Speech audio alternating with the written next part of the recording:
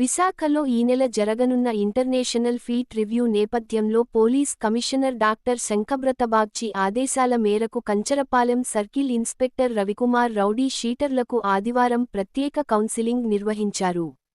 తన పరిధిలో ఉన్న రౌడీ షీటర్లు సత్ప్రవర్తనతో మెలగాలని, నగరంలో ప్రతిష్టాత్మకమైన కార్యక్రమాలు జరుగుతున్నాయి కాబట్టి జాగ్రత్తగా ఉండాలని, లేకపోతే నగరానికి చెడ్డపేరు వస్తుందని, ప్రజలకు ఇబ్బందికరమైన చట్ట వ్యతిరేక పనులు చేస్తే కఠిన చర్యలు ఉంటాయని అన్నారు.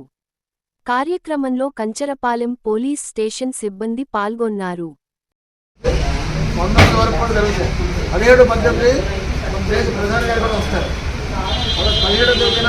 రాష్ట్రపతి గారు కూడా వస్తారు.